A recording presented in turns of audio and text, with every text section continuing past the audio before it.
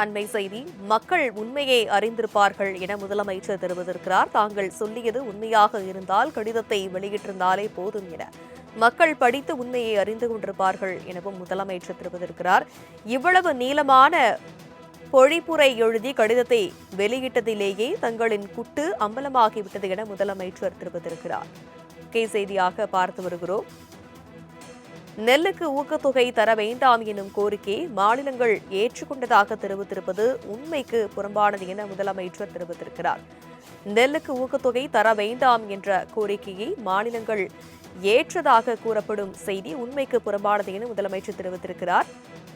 அண்மை செய்தியாக பார்க்கிறோம்.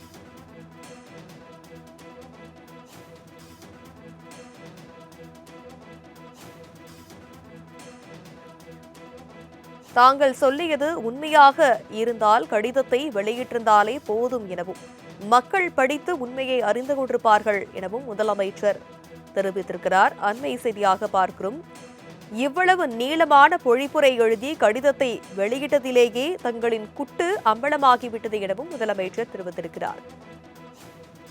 நெல்லுக்கு ஊக்கத்தொகை வேண்டாம் என்ற கோரிக்கையை மாநிலங்கள் ஏற்றதாக நிர்மலா சீதாராமன் கூறும் செய்தி உண்மைக்கு புறம்பானது என முதலமைச்சர் தெரிவித்திருக்கிறார். அண்மை செய்தியாக பார்க்கிறோம்.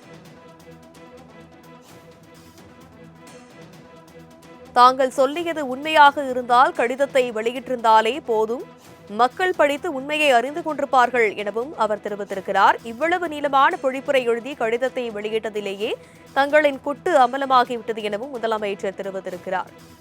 நெல்லுக்கு ஊக்கத்தொகை வேண்டாம் என்ற கோரிக்கை மாநிலங்கள் ஏற்றதாக தெரிவித்திருப்பது உண்மைக்கு புறம்பானது என முதலமைச்சர் தெரிவித்திருக்கிறார்.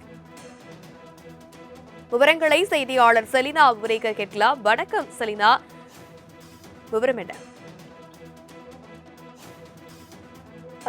தாங்கள் சொல்லியது உண்மை இருந்தாலும் கடிதத்தில் வெளிப்படுத்தியால் போதே மட்டுமே இதுதான் உண்மை என்று தெரியக்கூடிய நிலையில் இருக்கக்கூடிய தான் மக்கள் படித்து உண்மை அறிந்து கொள்வார்கள் என்று முதலமைச்சர் மு.க.ஸ்டாலின் மத்திய ஒன்றிய அமைச்சருக்கு தற்பொழுது கடிதம் ஒன்றை எழுதியிருக்கிறார். அதில் குறிப்பாக அதற்கு இவ்வளவு நீளமான பொலிவை எழுதிய கடிதத்தை வெளிப்படுத்தியே இருப்பதாகவும், மேலும் இந்தியாவில் இருக்கக்கூடிய பெரும்பாலான மாநில அரசுகள் நெல்லுக்கு ஊக்கத்தொகை தர வேண்டும் என்னும் கோரிக்கையை ஏற்றுக்கொள்ளாத தங்களின் தெரிவித்ததும் உண்மைக்கு புறம்பானது என்று தெரிவித்திருக்கிறார். குறிப்பாக நெல்லுக்கு ஊக்கத்தொகை வழங்க வேண்டும் என்று ஊக்கத்தொகை வழங்கவில்லை என்று தொடர்ச்சியாக அந்த மத்திய அமைச்சரின் பதிலுக்கு தான் முதலமைச்சர் மு.க.ஸ்டாலின் காலையிலேயே ஒரு பதிவொன்றை செய்திருந்தார். உண்மைக்கு புறமான ஒரு கடிதத்தை தாங்கள் தெரிவிப்பதாக தெரிவித்திருந்தார். அதன் அடிப்படையில் தற்பொழுதும் ஒரு பதிவை செய்திருக்கிறார். குறிப்பாக இந்தியாவில் இருக்கக்கூடிய பெரும்பாலான மாநில அரசுகளும் நெல்லுக்கு ஊக்கத்தொகை தர வேண்டாம்